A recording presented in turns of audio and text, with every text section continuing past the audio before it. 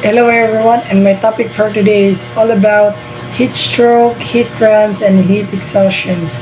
So, excessive heat may affect the body in a variety of ways which result in several conditions referred to as I have mentioned earlier, heat stroke, heat cramps, and heat exhaustions. So, let me define these three. So, first one is heat stroke. Heat stroke is a response to that heat characterized by extremely high body temperature and disturbance of sweating mechanism.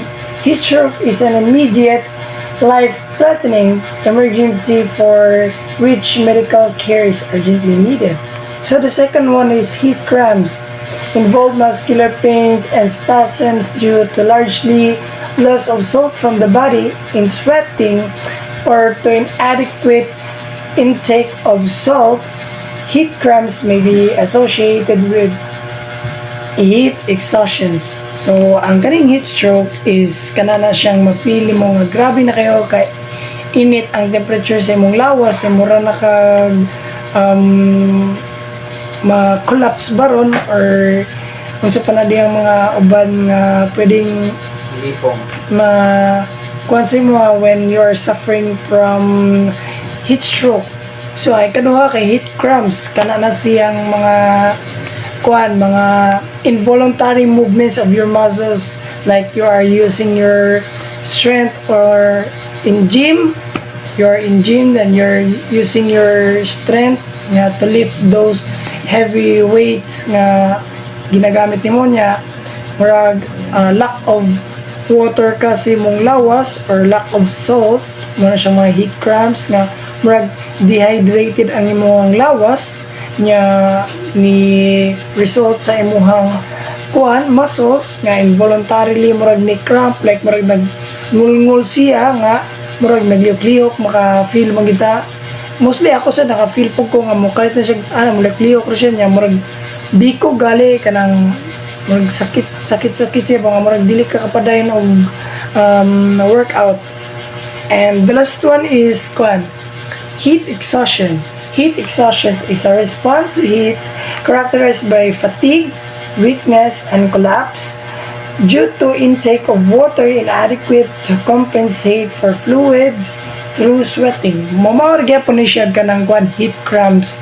Nya kaning lang heat exhaustions, like dehydrated ka, makolapse ka, nya murag ma-weaken ang imong body, like tasa yung like murag gitulog kay ka nang katugon ka, wala na kay gana mo liyok-liyok kay lagi mag-ugay mong bakba tungod sa kakulangan sa tubig. So namapud tay mga daily routines nga kailangan ta mo drink og pila ka galon sa isa ka adlaw.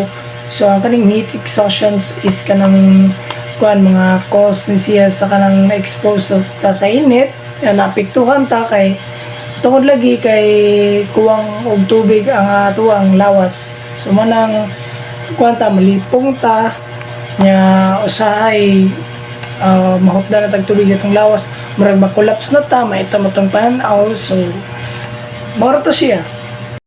So in addition po day sa kanang tulo, so sa kanang heat stroke, sa sobra na jud kay init sa imong lawas, so mag-seek na kag medical care na kay para ma-cure na siya or para dili na siya mo severe, para maagapan ra dai na niya. Diri sa heat cramps is kailangan jud kanang inom og tubig kay para balance ra kay ninga na man god og lack of salt ka tungod sa sige nimong pasingot nya ang imong pag-inom og tubig, pagbawi og inom nimo og tubig kay gamay ra nya grabe kayo panginahanglan og hydration ang imong lawas nya gamay ra mo nainom, so useless ra gyapon, magluya ra gyapon ka. Same as the heat exhaustion kay associated naman na siya sa heat cramps. Mag-need gyapon ka more water or kailangan i-stay hydrated yun na nimo imong lawas para dili ka maka-feel og exhausted o kakapoy o kalipo. So mao to siya akong giad. Heat stroke. Hey Sir Blonny, good afternoon. My topic today is about heat stroke. Signs and symptoms. Number 1, body temperature is a high, maybe 106 degrees Fahrenheit or higher. Mauning tao nga maka symptoms na ganang or ta high temperature na nga maabot na 196 Fahrenheit degrees sir. Mao na ang ilang may bawaan mo sir nga nanay na siya heat stroke sir. Number 2 is the skin is characteristically hot, red and dry. Mao na sir, and the sweating mechanism is black. Makita nimo sa tao sir nga namuwang iyang panit sir. Nya imong higapon init kay sir nya ugga pag yun. Manay di mailan nga na heat stroke ang tao sir nya. Number 3 kay the pulse is really rapid and strong. Ang pulso sa tao nga naka heat stroke sir kay paspas na kayo nya dili na gani siya mapugnan nya. Ang number 4 kay the victim may be unconscious. Mao na siya sir nga pareha ni sa number 1 ug 2 sir, unconscious na siya sir. Nya ang first aid niya sir kay should be directed toward immediate measures to cool and the body quickly. Mabutang kaniya ganang like mga cold nga temperature sir. To prevent over chilling of the victim once his temperature is reduced below 102 degrees Fahrenheit. Number 1 ni baton sir kay undress the victim, ubuan ni mga biktima using a small bath towel ng gamay ra kay nga labakara tain modesty imo ra siyang kuan og kuan sir by water and rubbering alcohol imo siyang kuan og kuan sir bugnaw nga tubig sir imo siyang pahidan re sir pahiran dire sir pahiran mo sir number 2 sir kuan siya sir use fans or air conditioners if available because drugs will promote cooling. Amo ni siya sir nga mukuan gaw ganang katong mura gani gamay nga kuan lang sir gamay nga kadong electric fan sir kadong electric nga kuan sir gamay lang sir para mo promote sa victim sir ba maka-promote sa victim nga mao to nga maka first aid niya sir number 3 kay if the victim's temperature start to go up again start the cooling process again mobalik na sa kasahon no sir kung ang biktima nga mobalik na sa kataas ang temperature balikan sa di mo siya first aid sir nga katong number 1 number 2 number 4 sir kay do not give victim stimulants dili na mo siya tagaan og mga stimulants nga kuan sir like mga kuan tambal na diya or other vices nga kuan kanang like nga nang wildflower dili na mo siya angay kuan kay pang exterior raman na siya gamit sir dili na mo siya tumaron og tambal kana ra yung mga basic nga first aid sir mao ra na ang kuan sa heat stroke sir. That's all sir, thank you sir. Heat cramps. Number 4, heat cramps. Ang heat cramps ang symptom niya man siya in the case of heat cramps, the muscle of the legs and abdomen are likely to be affected first. Kaya maraman na mo cramp, kana arang sakit na naman rin mga lawas-lawas, mauna siya. Wala na makalitan ang mukalitan kalabas sa itong umar mo epekto sa siya ba ang first aid niya kanang masakit-sakit na itong diri sa itong panglawas niya nandun na sa massage na siya kanang dito na to ato sa ngininayo ng mga atuan help to relieve spam ba number 2 give the salt water ayun na to sa usa ka kutsara ako kan nato ikutawon yan kawas deplahan sa kastos itoy naglas every minute so taga 15 minutos sa usa ka oras man sa first aid sa heat cramps. That's all sir, thank you. Minor stroke. Good day sir, my topic is minor stroke. In a minor stroke, small blood vessels in the brain are involved. These usually do not produce unconsciousness, and the symptom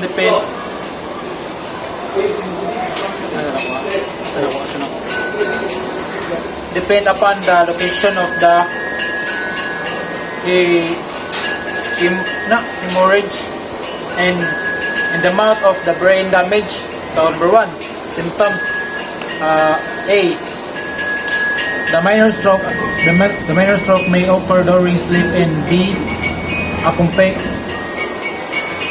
by. Ang kuan ko no ng mo tukar ko ni kaning minor stroke na during sa pangatog nimo nya para headache ang laban ng ubak nya ang BNA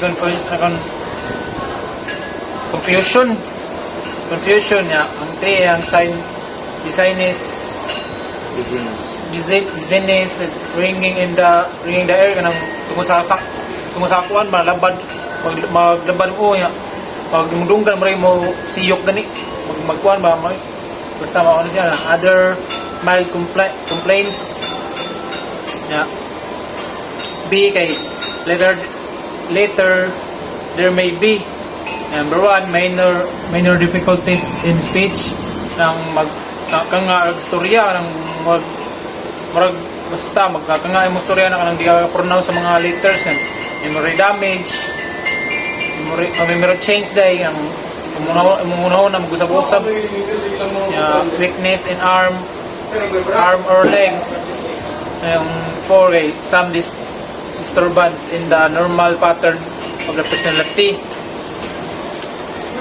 So number 2, first aid, protect the victims against accident or physical exertion.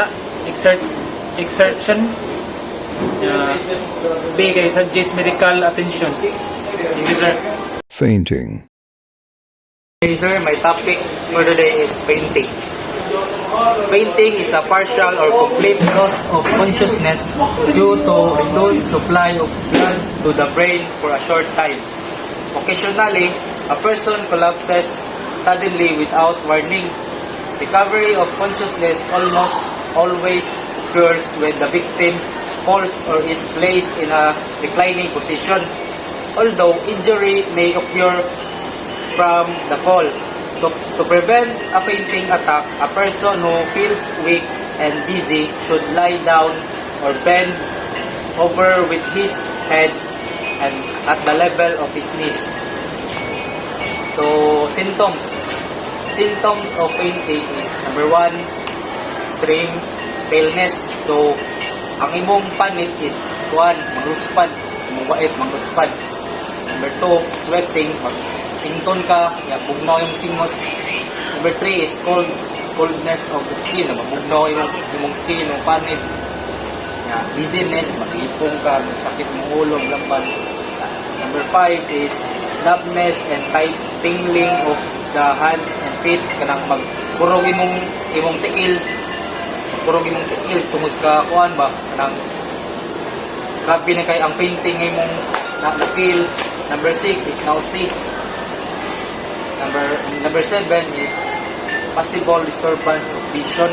Kanang murag sa imong pananaw, murag magkuan ba, murag magrambol yung pananaw kay murag tungos kalipong mo, tungos kay nakafeel ka dizziness. Lastly is the first aid. So number 1 first aid is leave the victim lying down. So sagdan mo ang victim nga magigda siya, hindi mo siyang pagdaon. Number 2 is loosen any tight clothing and keep crowds away.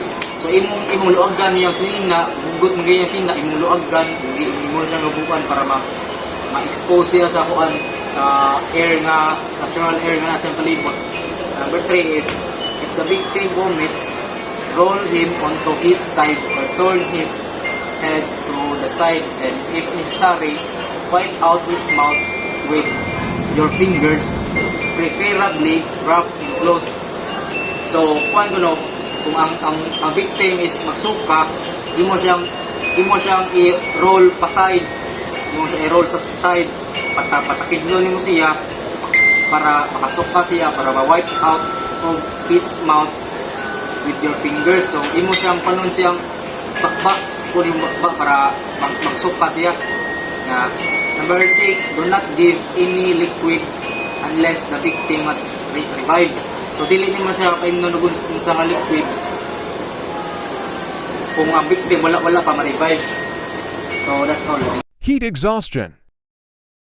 Heat exhaustion. Heat exhaustion is the body response to an excessive loss of water and salt, usually through excessive sweating. There are five examples of this when they are prone in heat exhaustion. First, the playing in the outdoor games. Second, gym carrying heavy things. Third, playing basketball. Fourth, those people who are working in a very hot place. So, there are four things when you are experience heat exhaustion or to relieve heat exhaustion. First, rest in a cold place. Getting into an air-conditioned building is the best. So when you are in an open area and you are experience a heat exhaustion, you will find a building with air condition to relieve the heat exhaustion. Second, drink cold fluids or stick to water or sports drink. So usually when you are a heat exhaustion experience, you should drink water and cold to relieve this experience. Third, try cooling measure. So as we all know that cooling measure, like we are going to find a place when there is no heat or cool to relieve this heat exhaustion. And the last, loosen clothing. So when you are experience heat exhaustion, the best things to do is you should pull away your clothes and to relieve the heat in your body and drink water and to find place to relieve this heat exhaustion condition. And thank you very much. Convulsion. Good day everyone. By the way, I am Kimark T. Sismar. So, I'm here to video or discuss the topic convulsions.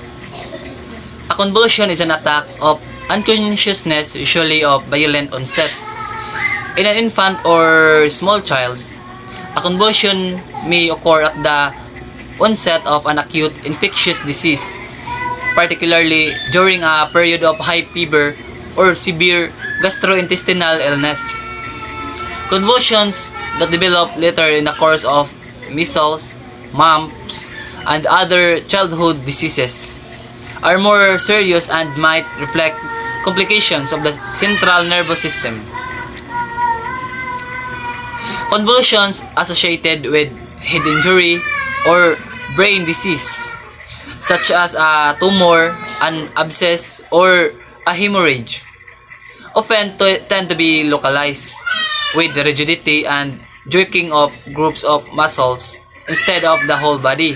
The signs and symptoms of convulsion: first is the rigidity of body muscles, usually lasting from a few seconds to perhaps half a minute, followed by jerking movements.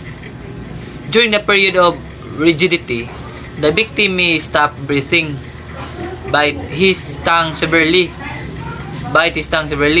then and lose bladder and bowel control. Then the sudden illness, bluish discoloration of the face and lips, and foaming at the mouth or drooling, gradual subsidence. Then the first aid of these convulsions, let's prevent victim from hurting himself. Then give artificial respiration if indicated. Then do not place a blunt object between the victim's teeth. Do not restrain him, or do not pour any liquid into his mouth. And do not place a child in a tub of water. Then If repeated, convulsions occur, call for medical help immediately or take the victim to a hospital. So, what is the main cause of convulsion? So, the main cause of convulsion, seizures of all types are caused by the abnormal electrical activity in the brain. Causes of seizures can include abnormal levels of sodium or glucose in the blood, brain infection including meningitis and encephalitis. And then, what happens during a convulsion? So, during the convulsion, a convulsion occurs when a person's muscles contract uncontrollably. They can continue for a few seconds or many minutes. Convulsions can happen to a specific part of a person's body or may affect the whole body. And the other symptoms of convulsion, first is the lack of awareness, loss of consciousness, eyes rolling back in the head, face that appears red or blue, changes to breathing, stiffening of the arms, legs, or the whole body, jerky movements of the arms, legs, body, or head. And then, last is the lack of control over movements. And that's all. Thank you. Epilepsy. Good morning, sir. My name is Jan Ivan L. Comun. My topic for today is about epilepsy.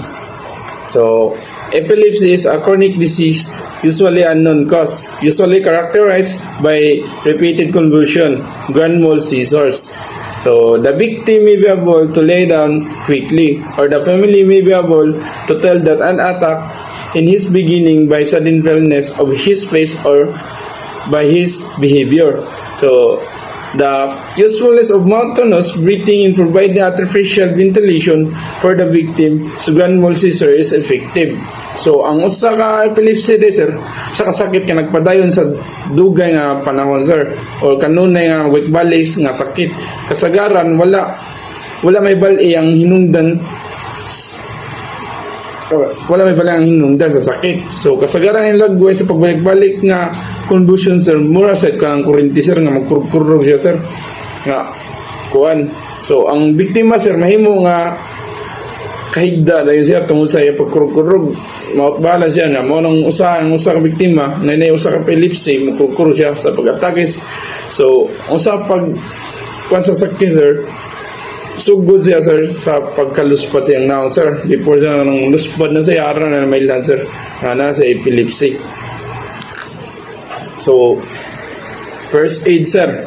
So, first aid for epilepsy is the same as for another convulsion, with primary effort being made of prevent the victim from the hurting himself. So, ang first aid para sa epilepsy, sir, para mapugnan ng biktima nga masakitan niyang kaugalingon. So, first, push away nearby object. So, push away the nearby object. Ipalayo ang mga butang nga nasa yung mga palibot, sir, nga makakuha niya, sir, makadisgrasya niya, sir, makadaot. So, second, do not force a blunt object between the victim teeth. So, ayaw pugsang sa kabutang like sa sir, lapis or ballpen sa ka biktima, sir. Kuan kanang do not force the blunt of object between the victim teeth. If the victim mouth is open, you might place a soft object as a roll handkerchief between his side teeth. So,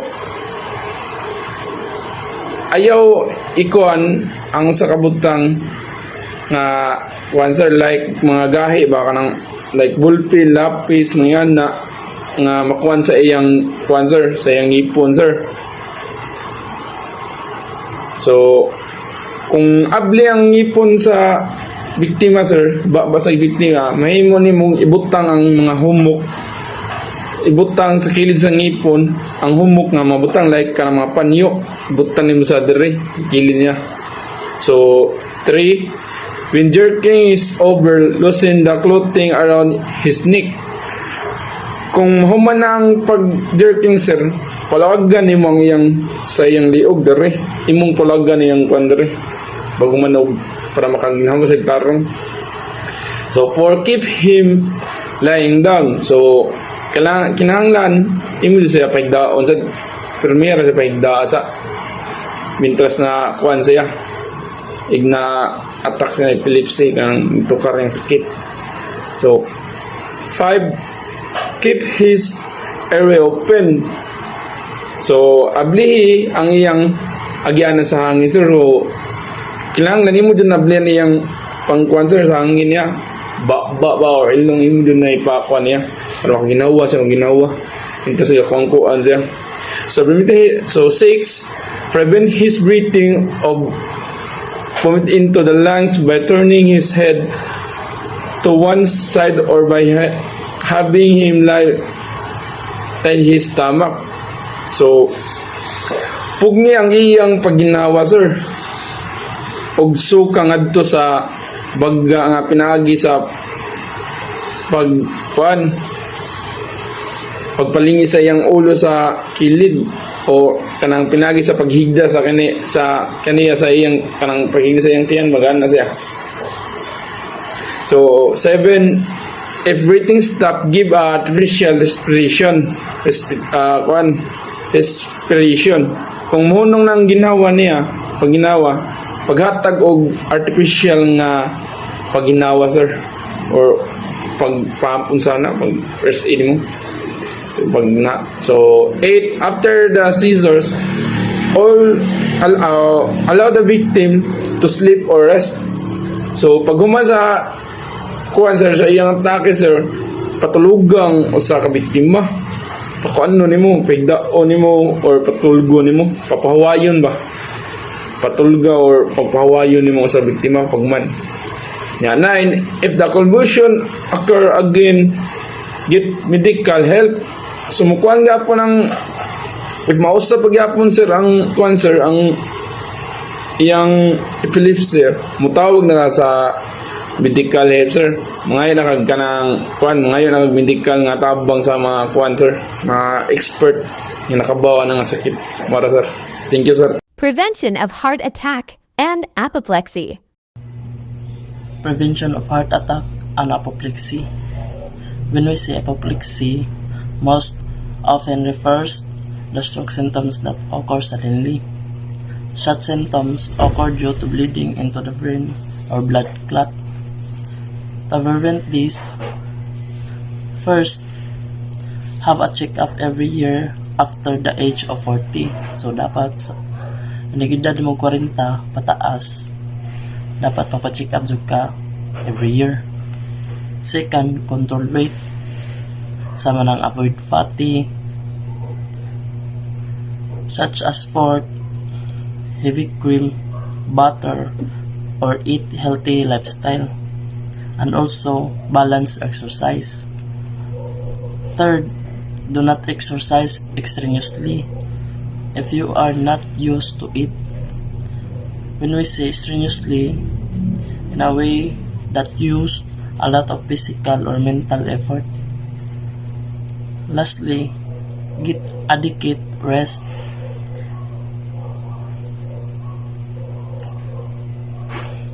We need to sleep 7 to 8 hours a day. Getting enough sleep helps our body. Stroke. Good day, sir. My topic all about is stroke. Standard first aid personality safety or stroke. A stroke, also called apoplexy, usually involves a simultaneous rupture of a blood vessel in a brain or formation in the clot that interferes with circulation. A major stroke. Sign and symptoms. Letter A, unconscious. Unconscious like your unpleasant feelings or wala kasi mong na. Letter B, paralyzed or weakness one side of the body, which is the other side nimo wala galihok kay paralyzed kanya ang pikas kay the function na drugs nimo nga wala ni function sa imong kagalingon. Letter C, difficult in breathing and swallowing. And letter D, loss of bladder and bowel control. In letter A, pupils of the eyes unequal in size which is ang usa ka mata nimo ni dako, yun ang usa ni gamera, mo na siya ay symptoms that you are a paralyzed person or a stroke. Letter F, lack of ability to talk or slurring of speech. That is mag-isod kag istorya kay nilak imong bakba, mag-isod kag tubag. The first aid that is you can do is provide moderate covering. Then second is maintain open airway. Kailangan na kay fresh air permente sa imong gigaan para mo reduce ang katong bad air o good air. Give artificial respiration indicate. Letter D, position of the victim on his side so that secretion will drain from the side of the mouth. Mana siya ikahan, kailangan magtakilid ka para kung in case nga naay saliva baron nga magawas mong baba mo kuan ra nya dili ka murag matuktan ba or di ba ka kaginawad ra. Letter and the last is do not give fluid unless victim is fully conscious and able to swallow and unless medical care will be delayed a long time. So kana dili ta magpatakaw hatag og tubig kay wata kabaw sa atong gitagaan na to siya tubig nga matut-an dito siya. That's all, thank you. Thank you for watching.